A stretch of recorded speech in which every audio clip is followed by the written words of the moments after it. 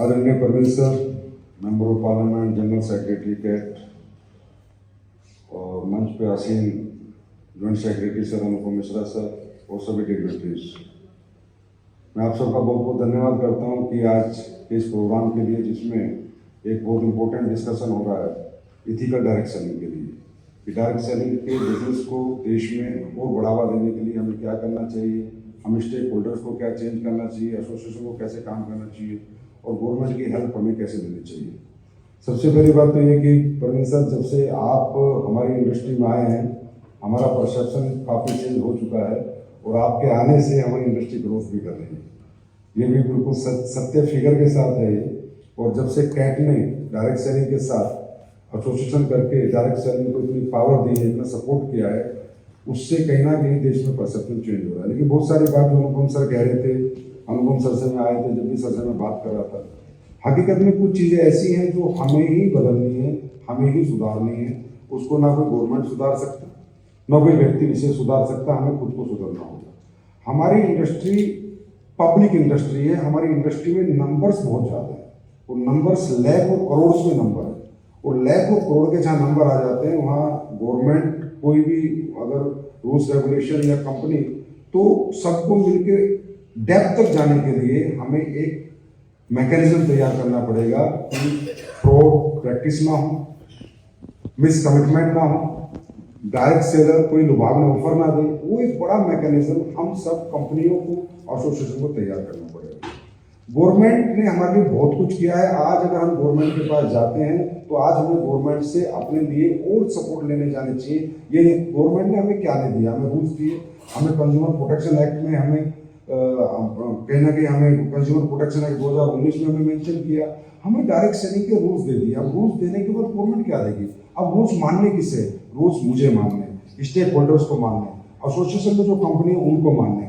अगर गवर्नमेंट के कोई भी अधिकारी किसी कंपनी की वेबसाइट खोले तो उनको वो रूल्स जो उन्होंने हमारे लिए बनाए, वो जो उन्होंने क्राइटेरिया बनाया, जो पैरामीटर्स बनाए, उस वेबसाइट पे होने चाहिए। चाहे वो बैलेंस शीट का है, चाहे वो जीएसटी रिटर्न्स का है, चाहे वो अनइथिकल डायरेक्ट सेलर का, चाहे ब्लैक लिस्ट का है। तो प्रैक्टिकली बात मैं बिल्कुल, आपको पता ही है मेरा तरीका काम करने का और बात करने का सीधा सपाट है। हमें सुधरना है, हमें अपने आप को सुधारना है, हमें चीज़ें सही करनी है। गवर्नमेंट चीज़ें सही नहीं करेगी। गवर्नमेंट हमें सपोर्ट कर सकती है, हमें बता सकती है कि तुम्हें क्या करना चाहिए। अगर जब तक हम लोग खुद में सेल्फ रेगुलेटेड, ये इंडस्ट्री पब्लिक इंडस्ट्री है, lakhs of crore of peoples है यहाँ पर, तब तक इथिकल प्रैक्टिसेस नहीं होंगी, तब तक हम सेल्फ रेगुलेशन पे काम नहीं करेंगे। हमें सेल्फ रेगुलेटेड होना है। हमें हमेशा हर कदम सोच समझ के रखना है कि हमें अगर 168 बिलियन में आज हम 3 बिलियन है तो कुछ भी नहीं है, ये बात हमें समझ में आनी चाहिए। हमारी सांस्कृतिक विरासत, हमारी सांस्कृतिक चीज़ें इतनी आज की डेट में, अगर आप जाए यूएस में, मतलब सर मैं बाहर जाता हूँ अनदर कंट्री, तो मैं अश्वगंधा वगैरह में उठाता हूँ, यूएस से सर मैन्युफैक्चरिंग हो रही है, अश्वगंधा आ रही है सर 1500 रुपये में 60 टैबलेट, 1500 रुपये में, जबकि उसकी मैन्युफैक्चरिंग कॉस्ट 150-200 रुपये मात्र है। तो ये जो हमारी हब्स हैं, ये वाया घूम के पूरे वर्ल्ड में 2-2 हज़ार 2,500 में वो चीज़ें जा रही है सर, तो 100-150 रुपये 200 रुपये की मैन्युफैक्चरिंग हो जाती है। बिकॉज ऑफ, क्योंकि हम लोग उतना ग्रो नहीं कर पा रहे। तो इसके लिए मैं बस 2 मिनट लूँगा सर।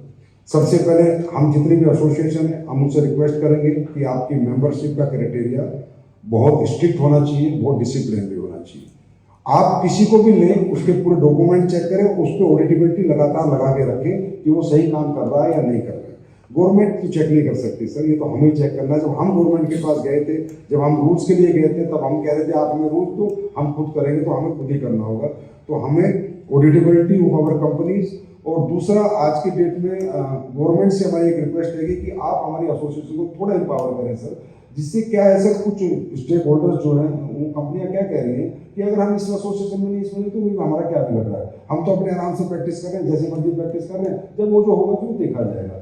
तो कहीं ना कहीं लेकिन गवर्नमेंट हमें पावर तब कर सकती है जब हमारे रेगुलेशन ऐसे हों, स्ट्रिक्ट हों कि हमारी ऑडिटिबिलिटी जब गवर्नमेंट करे तो गवर्नमेंट बिल्कुल पाए yes this association is doing good, और इसके पास कोई भी फ्रॉडलेंट कैंडिडेट इनके पास नहीं है, and they are doing good. तो मेरा यही रहेगा। अभी जैसे हमने एक बार कहा भी था कि हमें ब्लैक लिस्ट करनी चाहिए वो डायरेक्ट सेलर जो पोंजी स्कीम में जाके काम करते हैं। हमें बिल्कुल भी लालच नहीं करना चाहिए उन डायरेक्ट सेलर्स के लिए कि कल वो आके हमारी कंपनी में काम करे।